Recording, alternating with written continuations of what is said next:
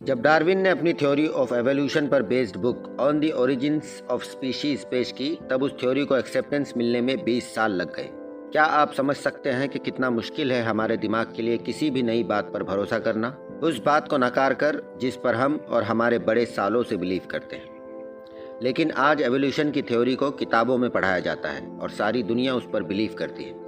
बल्कि ऐसे कई आर्कियोलॉजिकल एविडेंस हमारे पास अवेलेबल है जिसकी वजह से हम इसे नकार नहीं सकते। हालांकि कुछ लोग नकारते हैं।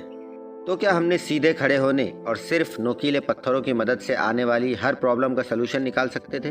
अभी एक ऐसी चीज़ की खोज होना बाकी थी जिसकी ज़रूरत हमें आने वाले लाखों सालों तक है, और आज भी हम इस चीज़ के बिना सरवाइव नहीं कर सकते।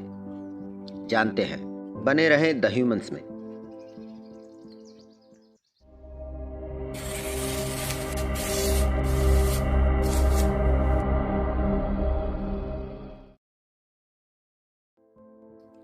पहले मैं शुक्रिया अदा करना चाहता हूं उन 50 क्यूरियस, कंसर्न और यूनिक लोगों का जिन्होंने इस जर्नी की शुरुआत में जुड़ने का फैसला किया। सब्सक्राइब करने के लिए थैंक यू। और मैं उम्मीद करता हूं द ह्यूमंस की ये कम्युनिटी ऐसे ही आगे बढ़ती रहेगी। अगर देखा जाए तो हम जानवर ही हैं, लेकिन ये बात हमें दूसरे जानवरों से अलग बनाती है कि हम क्यूरियस हैं। और अगर हम क्यूरियस ना होते तो हम कभी भी इतनी तरक्की की ऊंचाइयों तक नहीं पहुंच पाते। जब लाखों साल पहले ह्यूमन स्पीशीज दिन भर छोटे मोटे जानवरों को मार कर खाते थे और रात में गुफाओं में ठहर जाते थे, उस वक्त उन्हें ज़रूरत तो महसूस होती थी रोशनी की, पर ये उन्हें अवेलेबल नहीं थी।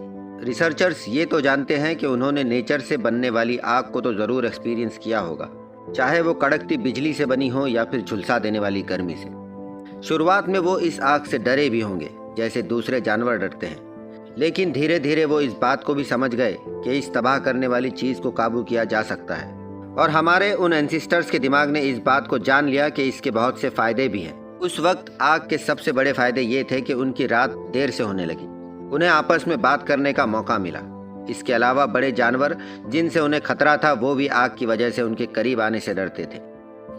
और सबसे बड़ा फ़ायदा, वो आग से खाना पकाने लगे, जिसकी वजह से खाना हाइजीनिक हो गया और हार्मफुल बैक्टीरिया की वजह से होने वाले शारीरिक नुकसान भी होना बंद हो गए। पका हुआ खाना खाने की वजह से न सिर्फ उनके डाइजेस्टिव सिस्टम बेहतर हुए, बल्कि उसकी वजह से ह्यूमन एवोल्यूशन में बहुत बड़ा बदलाव हुआ। सेहतमंद और टेस्टी खाने की वजह से उनका दिमाग ज़्यादा तेज चलने लगा और उन्हें ज़्यादा वक्त मिलने लगा अपने करीबियों के साथ रहने का। वो इंसान जो दूसरे जंगली जानवरों से डरे सहमे रहते थे, उन्हीं का शिकार करने लगे, क्योंकि उनके ग्रुप्स और भी बड़े हो गए थे। रिसर्चर्स मानते हैं कि आग ही वो इन्वेंशन है जिसके बाद हम दूसरे जानवरों से अलग होकर इंसान बने।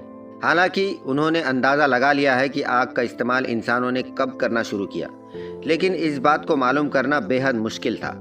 और इस जानकारी को हासिल करने के लिए उन वैज्ञानिकों ने उन ह्यूमन स्कल फॉसिल्स के अध्ययन किए जो उन्हें मिले थे। उनके जबड़ों को देखकर उन्होंने इस बात का अंदाज़ा लगा लिया कि ये पका हुआ खाना खाते थे। अब वो आग उन्होंने खुद जलाई थी या फिर नेचुरली पैदा होने वाली आग का इस्तेमाल करते थे, इस बात का पता लगाना अभी बाकी है। ये बताना बहुत मुश्किल है कि असल में इंसानों ने आग जलाना कब शुरू किया, क्योंकि आग एक नेचुरल रिसोर्स है जो इंसानों की पहली स्पीशीज से भी पहले इस धरती पर मौजूद था। तो अब रिसर्चर्स के आगे ये चुनौती थी कि इस बात का पता कैसे लगाए कि आखिर उन्होंने आग खुद जलाना कब शुरू की। और इस बात का पता करने के लिए उन्होंने स्पीशीज के बिहेवियर पर गौर करना शुरू किया। भले ही आग उनके आसपास ही क्यों ना हो, अगर वो उसका इस्तेमाल उनकी मर्जी से नहीं कर सकते थे तो कभी अफ्रीका के उन जंगलों से पूरी दुनिया में नहीं फैल पाते, क्योंकि आग की वजह से जंगली जानवरों के डर उनमें से लगभग खत्म ही हो गया था। और ये बदलाव सबसे पहले एक्सपर्ट्स को होमो इरेक्टस में ही मिला, जो पिछली प्रजातियों में सबसे ज़्यादा बड़े ग्रुप्स में रहते थे। और इनका डाइजेस्टिव सिस्टम भी उस तरह का था जैसे पका हुआ खाने पर होता है। इसके अलावा उनके दांतों का साइज भी छोटा हो गया था, जो कच्चे मांस को मुश्किल से ही चबा सकते। क्योंकि होमो इरेक्टस और होमो हेडेलबर्गांजिस की टाइमलाइन एक दूसरे को क्रॉस करती है, तो ये साबित हो गया कि होमो इरेक्टस के अलावा होमो हेडेलबर्गांजिस ने भी आग को जलाना सीख लिया था। कितना एक्साइटिंग लगता है उन बातों को जानना जो हमसे लाखों साल पहले हुआ। अगर आप भी इसी तरह की प्री हिस्टोरिक और एंशिएंट हिस्ट्री से जुड़ी बातों के बारे में जानने के लिए एक्साइटेड रहते हैं तो कमेंट्स में बताएं। अगर ये मालूमात आपको अच्छी लगी हो तो लाइक करें, और इसी तरह की मालूमात से भरी और भी वीडियोस देखने के लिए सब्सक्राइब करें द ह्यूमंस को।